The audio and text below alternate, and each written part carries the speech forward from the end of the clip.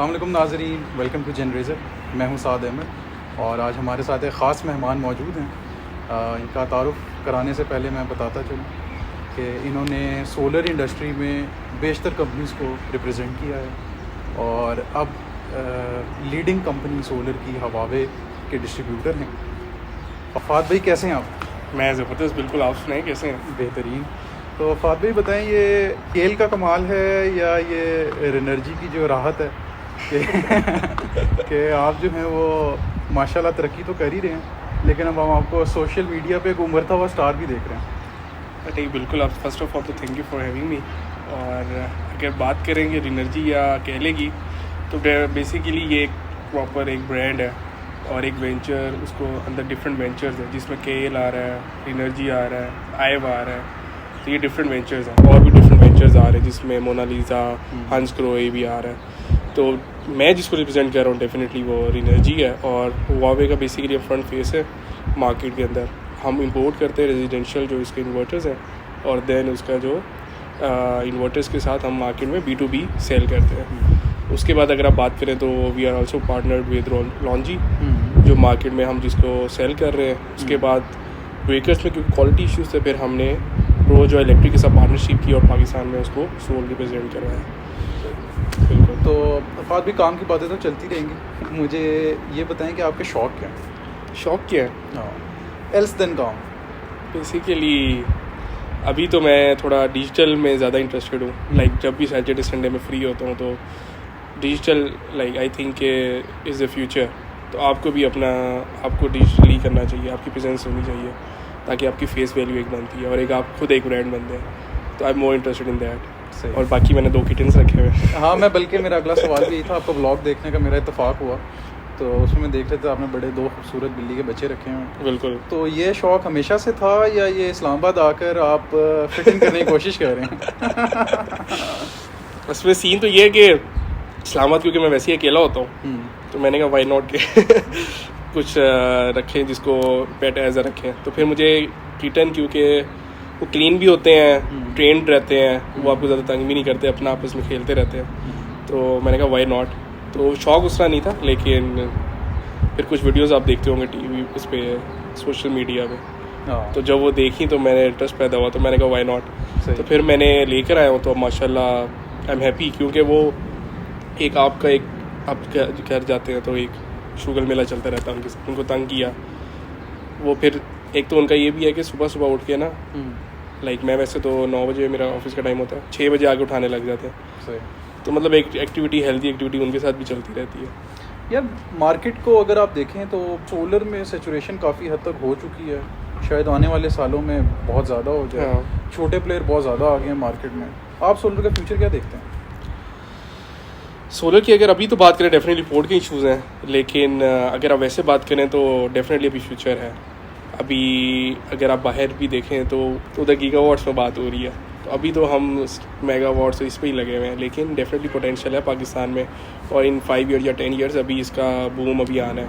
अभी क्योंकि एक पेस आई है जिसमें जो सैचुरेशन हुई थी वो अब थोड़ी सी कम हो रही है क्योंकि जो इम्पोर्ट की वजह से स्टॉक नहीं है और जो एज कहते वेंडर आए हुए थे, सिंपल आके आप इंस्टॉलेशन कर जाते थे, तो वो अभी एक तरह से साइड पे हो गए, कट ऑफ हो गए हैं। स्मॉल और मीडियम साइज़ जो है क्योंकि कैश फ्लोज नहीं उनके उस तरह चल रहे, तो जिसकी वजह से कुछ कंपनीज़ को अभी कट ऑफ होने की वजह से एक सैचुरेशन थोड़ी सी कम हो रही है। लेकिन इंपोर्ट के बाद दोबारा मे बी वो इन हो जाए, लेकिन बूम डेफिनेटली है। एक और चीज़ मैं देख रहा हूँ कि इंपोर्ट्स बंद हैं और ऑब्वियसली हवावे एक बड़ा नाम है, तो अभी आप लोग पैनल्स और लॉन्जी के पैनल्स और इन्वर्टर्स तो उस तरह से नहीं कर पा रहे। तो इस वक्त आप लोगों का बिज़नेस मॉडल मतलब किस ब्रांड को आप ज़्यादा फोकस कर रहे हैं? डेफिनेटली अभी तो हमारे पास हुआवे और लॉन्जी दोनों नहीं है, अवेलेबल नहीं है। ये सिर्फ एनर्जी के साथ नहीं, ओवरऑल पूरे सबके साथ और जितने भी इन्वर्टर्स हैं या ब्रांड्स हैं उनके साथ ही है। लेकिन वी डू हैव प्रोजो इलेक्ट्रिक, हम अभी उनको सेल कर रहे हैं और अभी हम उसकी मार्केट बना रहे हैं। डेफिनेटली हमारे साथ पेरोल पे बड़े अच्छे अभी कंपनीज B2B की आ गई हैं जो हमसे बल्क बाइंग भी कर रही हैं और उसको एज अ क्वालिटी प्रोडक्ट भी देख रही हैं। और अगर आप एनर्जी की बात करें तो एनर्जी बेसिकली ब्रांड जो है ना, ये कंपनी उसको ग्रो करती जो उसके पीछे जो मेन फोर्स है उसका एक विजन हो। लाइक अब हमारे जो CEO हैं definitely he has a vision. मैंने ज्वाइन भी इसलिए किया था क्योंकि उनका एक विजन था, और कंपनी ग्रो भी उस वक्त करती है जब एक विजन होता है और उसने आगे वेंचर्स देखे होते हैं कि मैंने इसको कहाँ से कहाँ लेके जाना है।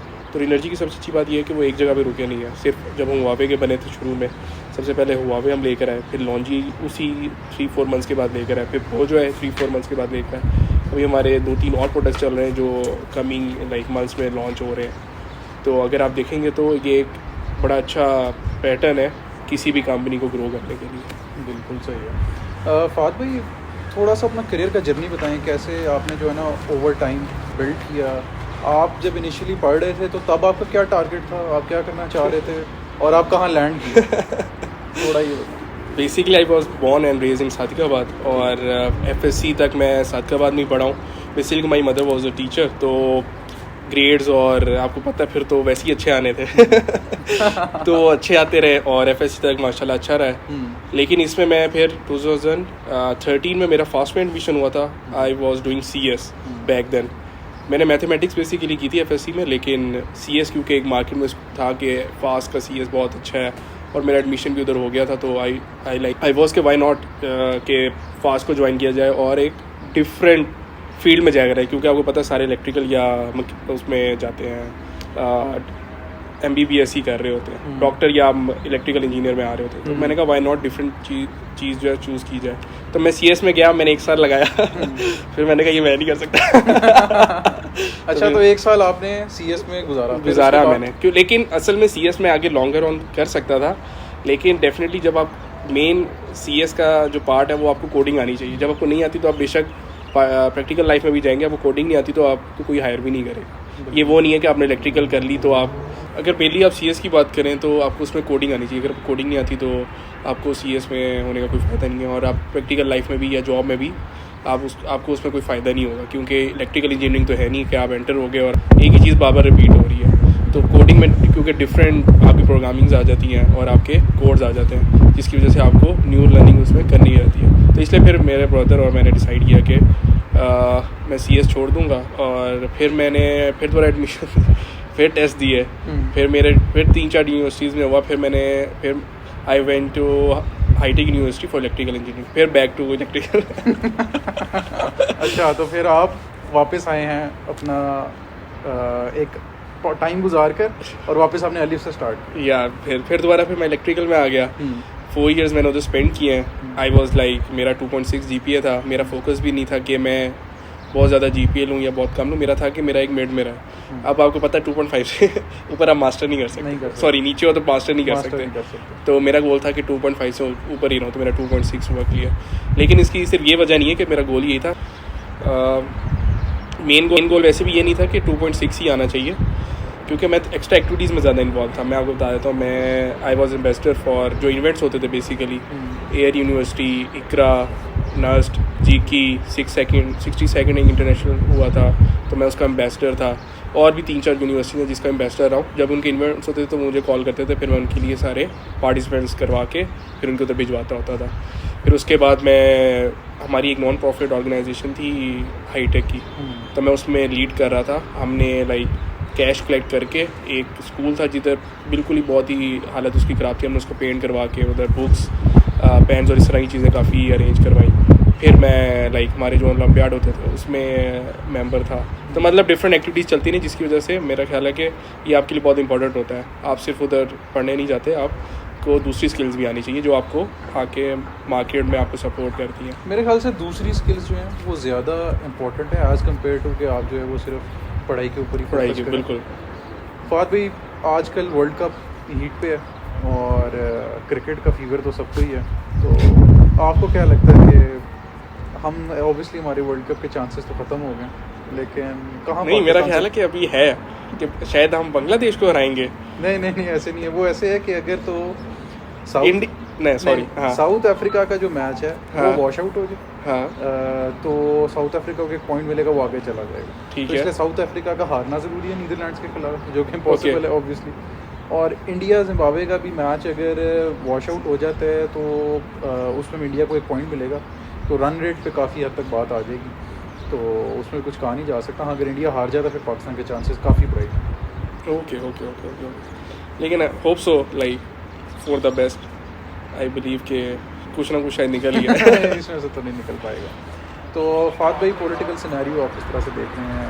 आप क्या समझते हैं कि फ्यूचर क्या है पाकिस्तान का? हमारे पास इन्वेस्टमेंट तो आने की। अगर आप फ्यूचर की बात करें तो वैसे तो मैं पॉलिटिक्स में इतना इंटरेस्टेड नहीं हूँ। मुझे लगता है कि आप शायद अपना टाइम वेस्ट कर रहे थे, क्योंकि आपके पास पावर नहीं है। आप एक ही ग्रुप में बैठ के बार बार इमरान खान ने ये कर दिया, नवाज शरीफ ने ये कर दिया, लेकिन डेफिनेटली हर किसी का पॉइंट होता है, लेकिन मैं इसमें वैसे ज़्यादा इन्वॉल्व नहीं होता। लेकिन अगर आप फ्यूचर देखें, फ्यूचर डेफिनेटली इमरान खान अगर लीड करेगा तो एक मेरा ख्याल ब्राइट फ्यूचर है। उसकी रीज़न ये है कि फेस वैल्यू की बात है। अगर आप जब इमरान खान आया तो आपकी इंटरनेशनल मार्केट में एक वैल्यू बन रही थी जो बाकी जो नवाज शरीफ या जो भी था उस वक्त नहीं थी। तो एक मेरा ख्याल ये बड़ी मैटर चीज़ करती है कि आपकी जो एक पावर आपके हाथ में और ब्रांड है आपका जो इमरान खान है बेसिकली, तो वो आपको डेफिनेटली फ्यूचर में सपोर्ट करता है। और आपकी इन्वेस्टमेंट भी उसकी वजह से उसी वजह से आ रही थी, क्योंकि अब आगे लोग जो भी आए हुए उनके ऊपर ट्रस्ट नहीं कर रहे। लेकिन अगर आप देखें तो डेफिनेटली पाकिस्तान की सिचुएशन इस तरह होती रही, आगे जाके बेहतर होगी, लेकिन ये मेरा ख्याल ये होना भी ज़रूरी है ताकि एक पॉइंट जो भी जिसमें हम फंसे हुए हैं उससे आगे निकलें। फात भाई, थैंक यू वेरी मच, आप तशरीफ़ लाए, आपने अपना टाइम दिया और हमें बड़ा मज़ा आया आपके बारे में मज़ीद जानकर। और मैं उम्मीद करता हूँ कि इसी प्लेटफॉर्म के ज़रिए से हमारी इंडस्ट्री के लोग और बेस्ट बाकी इंडस्ट्रीज़ के लोगों को भी आपके बारे में जानने का और मौका मिलेगा। और नहीं, थैंक यू सो मच। तमाम व्यूअर्स से कहना चाहूँगा कि फात भाई को फेसबुक पे ज़रूर सब्सक्राइब करें, इनको फॉलो करें। और हाँ, वीलॉग आते हैं। थैंक यू फात भाई। नहीं, थैंक यू सो मच, आपने बुलाया और आपने टाइम दिया। और आपको भी मुबारक हो न्यू जॉब की। कंट्री हेड लगे हुए हैं इंटीग्रा में और काफ़ी ब्रांड्स को रिप्रेजेंट कर रहे हैं। And wish you best of luck. So nice. Thank you. Thank you. अल्लाह हाफ़िज़।